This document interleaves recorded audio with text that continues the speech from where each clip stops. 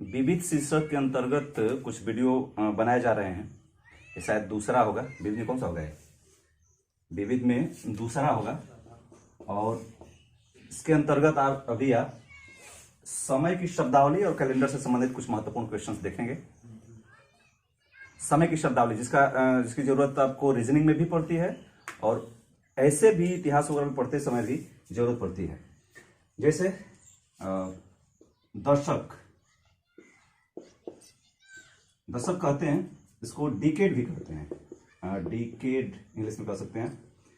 दशक या डिकेड 10 साल का, 10 वर्ष, 10 वर्ष के समय को दशक या डिकेड कहते हैं। दूसरा 25 वर्ष पूछता है। ऐसे फोर्टनाइट कहते हैं, एक पखवाड़ा कहते हैं उसे, 15 दिन का है, जिसको कि 15 दिनों के समय के लिए, तो उसको छोड़ दीजिए आप, इसे यहां से चलते हैं। दशक हो गया। इसके बाद 25 साल, 25 साल को क्या कहते हैं? सिल्वर जुबली कहते हैं या रजत जयंती कहते हैं। ये भी ध्यान रखना, रजत जयंती भी कहते हैं इसको। 25 वर्ष का समय है। इसके बाद एक और आता है रूबी जुबली, सही है? 40 वर्ष का समय। बोलते जाओ भाई। रूबी जुबली जो है ये 40 वर्ष के समय को कहते हैं। और इसके बाद 50 वर्ष के समय को क्या कहते हैं? Golden jubilee. हाँ, स्वर्ण जयंती कह सकते हैं। गोल्डन जुबली कहेंगे या स्वर्ण जयंती कह सकते हैं। इसमें स्वर्ण जयंती, ये 50 साल का समय हो गया। और इसके बाद एक और चीज समझ लेते हैं। 50 वर्ष, जब पहला 50, किसी भी सेंचुरी का पहला 50 वर्ष रहता है तो उसको आप पूर्वार्ध कहते हैं। पूर्वार्ध का मतलब है फर्स्ट हाफ, मतलब शताब्दी का पहले सन से लेकर के 50 तक। तो पूर्वार्ध, और यही पर बल्कि लिख दे रहा हूं, पूर्वार्ध कहते हैं आप तो प्रथम हाफ हो गया, मतलब 1 से लेकर के 50 वर्ष तक, इसको फर्स्ट हाफ कह सकते हैं आप। और जब इसी को उत्तरार्ध कहते हैं, यहीं पर उत्तरार्ध लिख दे रहा हूं, उत्तरार्ध, तो ये हो गया सेकेंड हाफ, जो कि 51 से लेकर के 100 वर्ष तक। ये भी ध्यान रखें, पूर्वार्ध उत्तरार्ध कहते हैं या फर्स्ट हाफ कहते हैं इसको सेकेंड हाफ कहते हैं। उसके बाद डायमंड जुबली कहते हैं या हीरक जयंती कहते हैं। डायमंड या हीरक जयंती, इसको 60 साल के समय के लिए कहते हैं। 60 वर्ष हो गया। इसके बाद प्लेटिनम जुबली होगा 75 साल के लिए। प्लेटिनम जुबली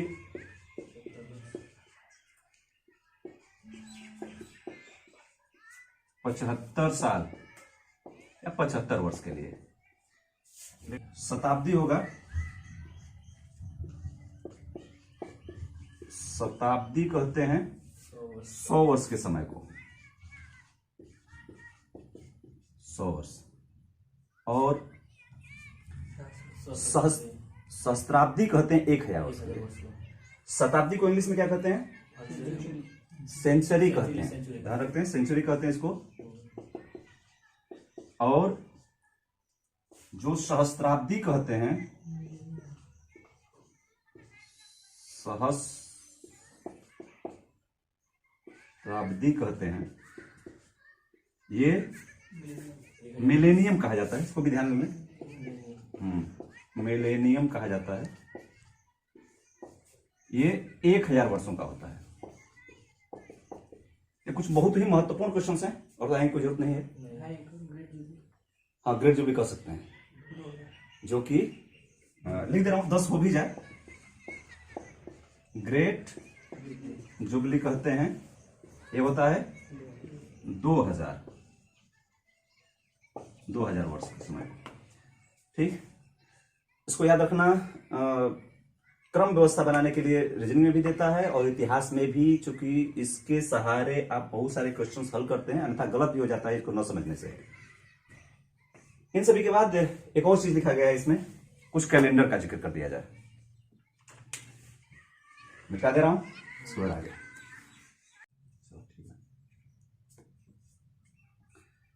इसके बाद कैलेंडर की बात करते हैं।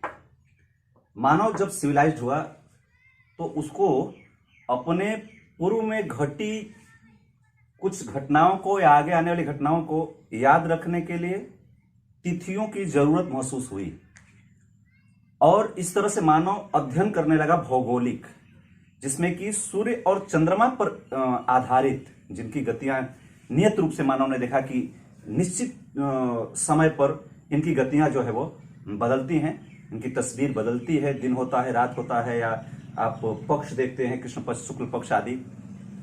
इन सभी के ऊपर अध्ययन करके मानव ने कैलेंडर का निर्माण किया। इसमें मिस्रवासियों का योगदान बहुत ज्यादा था।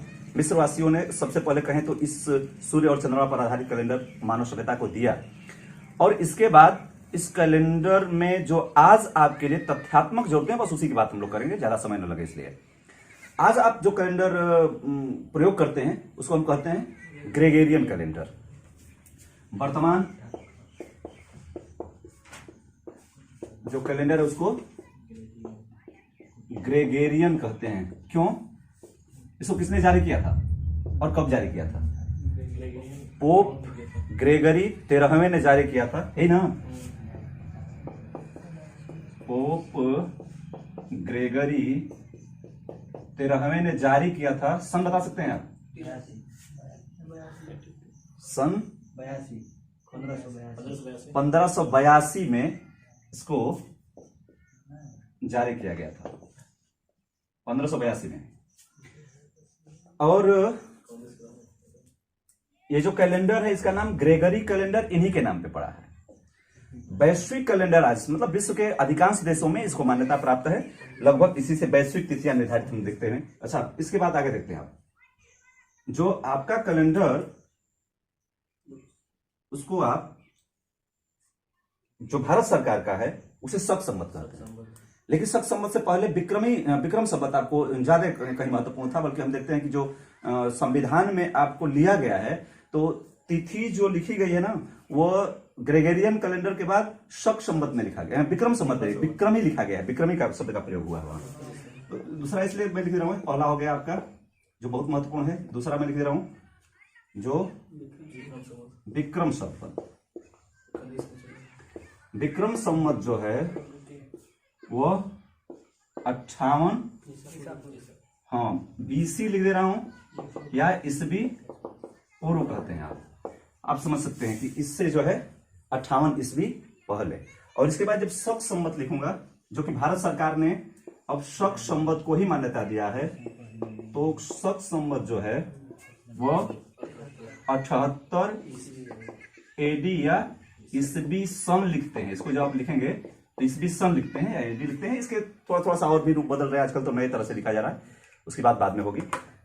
अब ये देख रहे हैं, ये अगर दोनों में बहुत सारे क्वेश्चन पूछता है, मैं थोड़ा सा पूछे देखता हूं क्या करते हैं आप।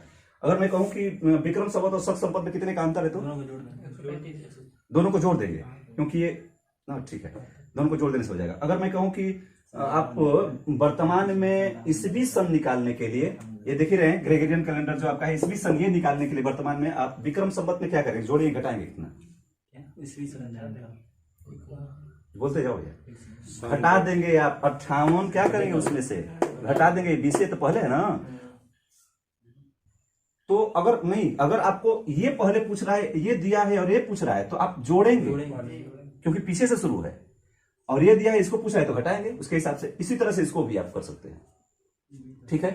खैर, तीसरी बात देखते हैं, इस पर बहुत महत्वपूर्ण क्वेश्चन बनते हैं दोनों पर, इसलिए आप ध्यान रखेंगे इसको। आगे देखते हैं कुछ और, जैसे गुप्त संवत पहले कर लीजिए, कली संवत कर दो यहां, तो उससे भी पहले की बात है, कर दे रहा हूं, चलिए ठीक है। कली संवत कब से है? जो भी ये करो बोलते जाओ। कली संवत की जिक्र यहां पर इसलिए कर दे रहा हूं ये सब आप प्राचीन नहीं पढ़ रहे हैं तो उसको भी पढ़ ले। कली संवत जो है 3102 बीसी में, उसको 3102 बीसी माना जाता है, मतलब ईस्वी पूर्व माना जाता है। आप समझ सकते हैं ये महाभारत काल है। कोई दिक्कत है? स्मॉल रहेगा ना कलेक्शन में। ठीक है चलो कोई बात। कली नहीं है, कली सही बात है, दोनों में अंतर हो जाता है। अब ध्यान रखते हैं हम कि ये जो ईस्वी पूर्व है, यहां आप अगर जाते हैं तो वह सभ्यता पाते हैं। आप ऐसे इतिहास जो पढ़ रहे हैं जो कि आजकल जो हमारे कार्बन डेटिंग विधि से निकाला जा रहा है, तो वहां जब आप पहुंचते हैं तो आप पा रहे हैं अभी आप कि ये तो समय आपके हड़प्पा सभ्यता से भी पहले की हो गई। आप समझ पा रहे होंगे, हड़प्पा सभ्यता से भी पहले की हो गई। लेकिन जो इसका इतिहास है वो ये कहता है कि यह जो संवत चलाई गई, यह उत्तरा के गर्भ से पैदा हुए जो अर्जुन सुभद्रा के, बल्कि नहीं उत्तरा के, सही है, उत्तरा के गर्भ से पैदा हुए जो जन्मेजय के पिता थे, क्या नाम है उनका? राजा परीक्षित। उनके जन्मदिन पर चलाया गया। राजा परीक्षित से संबंधित है ये कली, ध्यान रखेंगे, राजा परीक्षित से संबंधित है।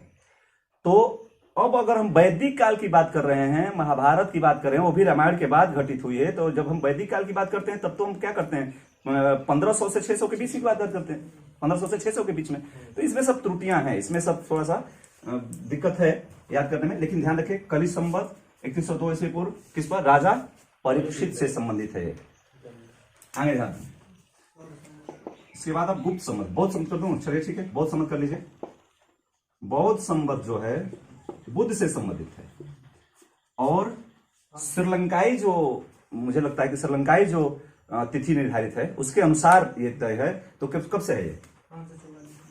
544 ईस्वी पूर्व है, बीसी हो गया है, 544 ईस्वी पूर्व।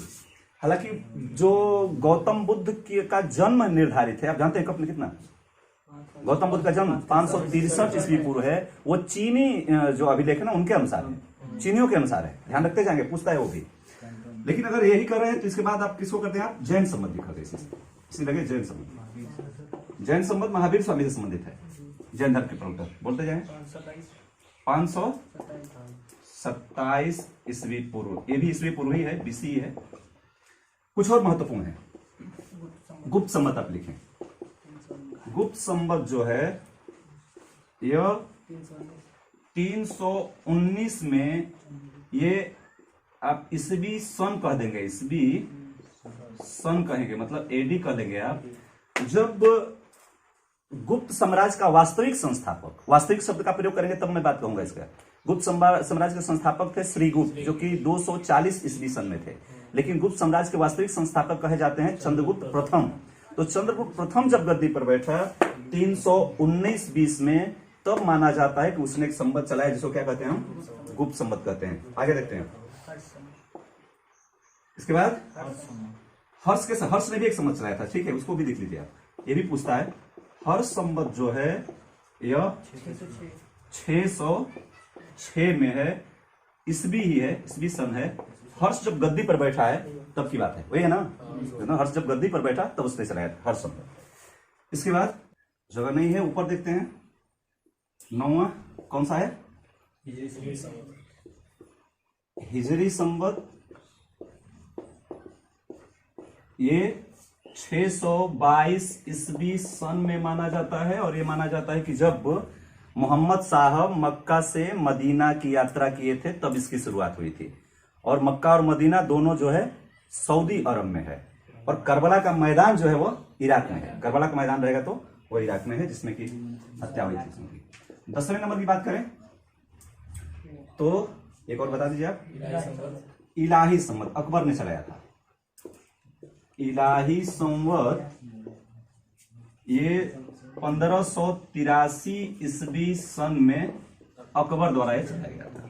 ये 10 बहुत ही महत्वपूर्ण संवत थे, जिनकी न सिर्फ इतिहास में बल्कि रीजनिंग आदि में भी जनरली जानकारी के लिए भी जरूरी है। और इसके पहले समय का आपने कुछ डिकेड्स आदि देखा था। तो बंद करते हैं, फिर अगले वीडियो।